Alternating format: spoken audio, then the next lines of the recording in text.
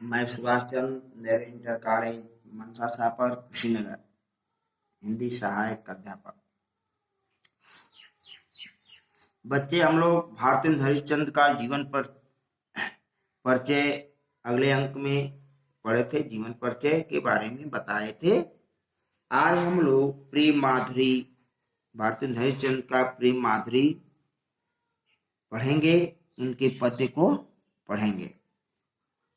आप कक्षा 9 के बच्चे अपनी किताबें खोल करके प्रेम माधुरी का पहला पद्य देखें। कूकै लगी कोयले कदम पे बैठी फेर, धोए धोए पात हिल हिल सरसै लगे, बोले लगे दादुर मयूर लगे नाचे फेरी, देख के संयोगी जन ही हर्षै लगे, हरि भई भू में सीरी पवन चलन लागी, लख हरिश्चंद्र फेरी प्राण तरसै लगे। फेरी झूमी झूमी वर्षा की ऋतु आई, फेरी बादल निगोरे झूंकी झूंकी बरसाए लगे। ये प्रेम माधुरी का पहला पद्य है।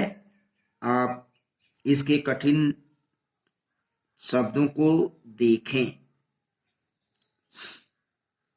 कूके लगी कोयले कदम पे बैठी फेर। कूके माने कूकना, कोयले माने कोयल, कोयले माने कोयल। धोए धोए धुले धुले, पात माने पत्ते। सरसै, सरसै माने सुशोभित हुए। दादुर, दादुर माने मेढक। मयूर माने मोर। संयोगी माने संयोग, प्रिय से मिले हुए। ही माने ही माने हृदय। हर्षय, ही हर्षय लगे। ही माने हृदय, हर्ष माने प्रसन्न। सीरी माने शीतल ठंडी। पवन माने वायु हवा। फेरी माने फिर से। तरसय माने तरसने। वर्षा माने वर्षा। ऋतु माने ऋतु, मौसम। निगोरे में माने निगोरे, निराशित निकम्मा। निगोरे निराशित और निकम्मा, ये कठिन शब्द के अर्थ रहे। अब आप इसके संदर्भ लिखेंगे। इस पद्यांश का हेडिंग देके संदर्भ लिखेंगे। हम पहले भी बताए हैं, इसमें थोड़ा सा परिवर्तन होता है। जिससे कवि का होता है उसका नाम और शीर्षक बदलता है। अन्य चीज संदर्भ में उसी तरह लिखते हैं। जैसे प्रस्तुत पद्यांश हमारी पाठ्य पुस्तक के काव्य खंड के प्रेम माधुरी शीर्षक से उद्धृत है। यह भारतेंदु हरिश्चंद्र द्वारा रचित भारतेंदु ग्रंथावली से लिया गया है। समझे बच्चे, ये संदर्भ रहा। पुनः देख लो। प्रस्तुत पद्यांश हमारी पाठ्य पुस्तक के काव्य खंड के प्रेम माधुरी शीर्षक से उद्धृत है। यह भारतेंदु हरिश्चंद्र द्वारा रचित भारतेंदु ग्रंथावली से लिया गया है। यह संदर्भ हो गया। प्रसंग लिखेंगे, हेडिंग देकर प्रसंग। प्रस्तुत पद्यांश में कवि ने वर्षा के सौंदर्य और उनके आगमन का सुंदर चित्रण किया है। बस इतना एक लाइन का प्रसंग लिखेंगे।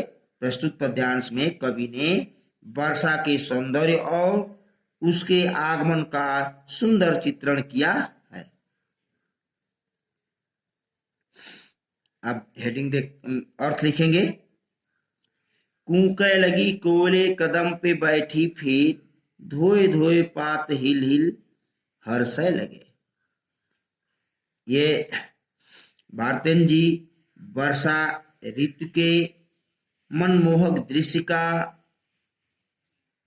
चित्रण करते हुए कहते हैं कि वर्षा ऋतु के आने पर कोयल कदम के वृक्षों पर बैठकर कूकने लगी हैं। वर्षा के जल से धुले धुले पत्ते हिल हिल कर अपनी सुंदरता प्रदर्शित कर रहे हैं।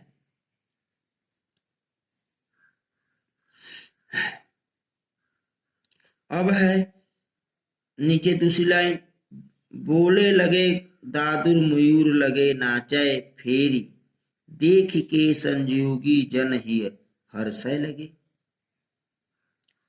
और कभी कहते हैं कि मेढक बोलने लगते हैं तथा मोर नृत्य करने लगे।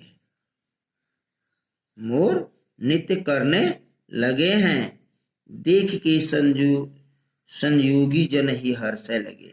वर्षा का आगमन देखकर संयोगी जन का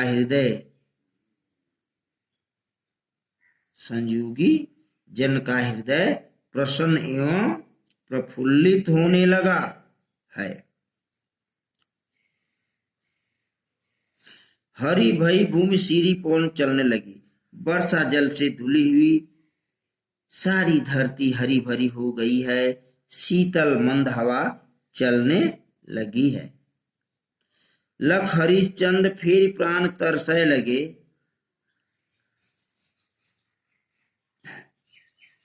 कवि कहते हैं कि ऐसे वातावरण में वियोगी व्यक्तियों का हृदय प्रिय के दर्शन के लिए व्याकुल होने लगा। फेरी झूमी झूमी वर्षा की ऋतु आई, फेरी बादल निगोरे झुकी झुकी बरसे लगे।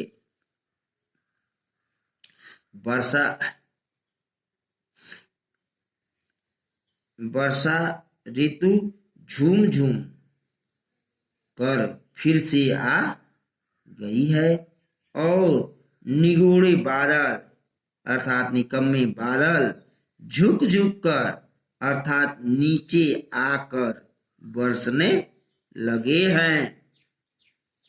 नीचे आकर बरसने लगे हैं। ये अर्थ रहा बच्चे।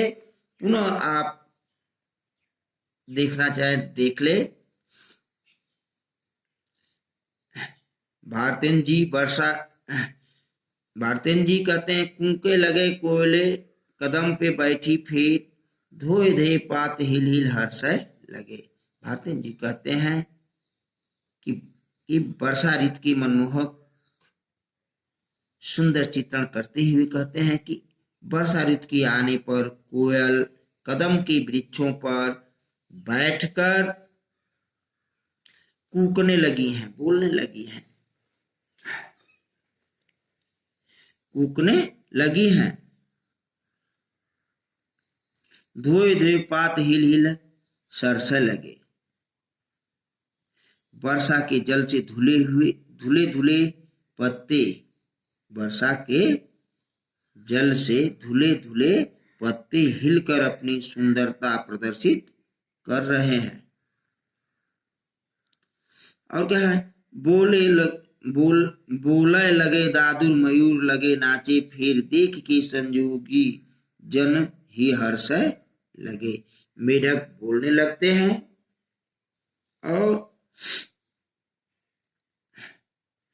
मयूर जो है मेढक बोलने लगते हैं तथा मोर जो है नृत्य करने लगते हैं।